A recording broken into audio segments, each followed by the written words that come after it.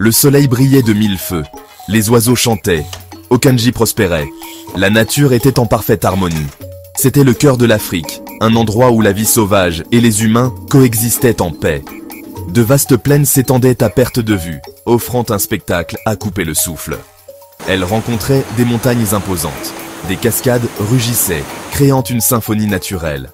Elles alimentaient des rivières cristallines, source de vie pour tous les êtres vivants.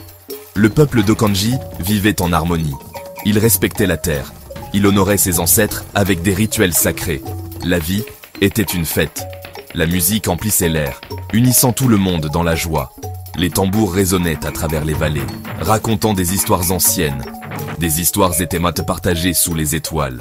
Elles parlaient d'esprits anciens et de légendes oubliées. Elles racontaient la magie de la terre, la beauté et la puissance de la nature.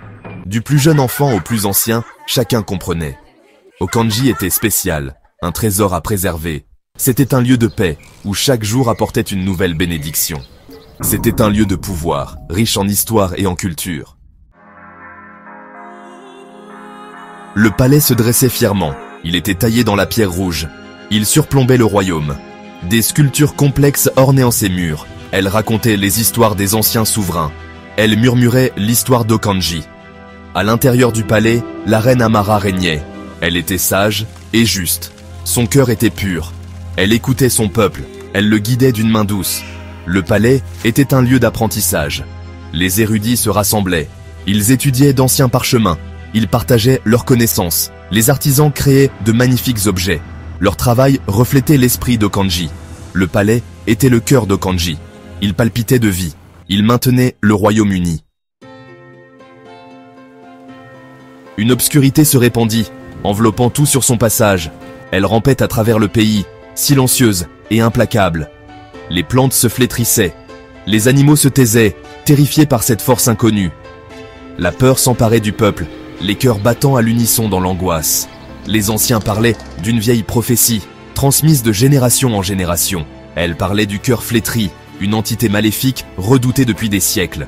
Cette magie maléfique pouvait détruire Okanji, plongeant le royaume dans les ténèbres éternelles. Elle menaçait de consumer toute vie, ne laissant que désolation et mort. La prophétie parlait d'un groupe d'élus, des âmes courageuses destinées à affronter ce mal. Ils détiendraient le destin d'Okanji entre leurs mains, porteurs d'un espoir fragile.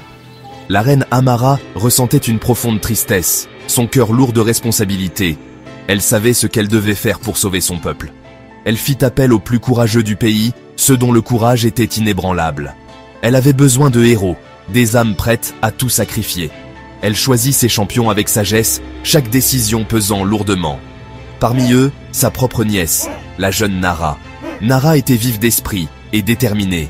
Elle avait l'âme d'une guerrière, prête à affronter n'importe quel danger. À ses côtés se tenait Had, le chasseur, un homme de grande force et de courage. Il était fort et intrépide, un véritable pilier pour le groupe. Il connaissait le pays comme sa poche, chaque recoin et chaque sentier. Ils étaient le dernier espoir d'Okanji, unis par un destin commun. Ils furent choisis pour combattre le cœur flétri, prêts à tout pour sauver leur monde. Le voyage du héros, à travers les épreuves jusqu'à l'espoir. Les héros voyagèrent loin et longtemps. Ils traversèrent des forêts denses, où chaque pas était un défi. Ils escaladèrent des montagnes périlleuses, affrontant des sentiers escarpés. Chaque pas était une épreuve, mais ils persévéraient. La terre elle-même semblait leur résister. L'air devenait plus froid et plus difficile à respirer. Le ciel se couvrait de gris. Pourtant, ils continuaient. Leur volonté était inébranlable, malgré les obstacles. Ils trouvèrent des villages oubliés, des lieux marqués par le temps. Les habitants étaient remplis de désespoir, leurs visages marqués par la souffrance. Le cœur flétri avait touché leur vie, laissant une empreinte sombre. Mais les héros apportaient l'espoir. Ils partagèrent leur nourriture et leurs ressources.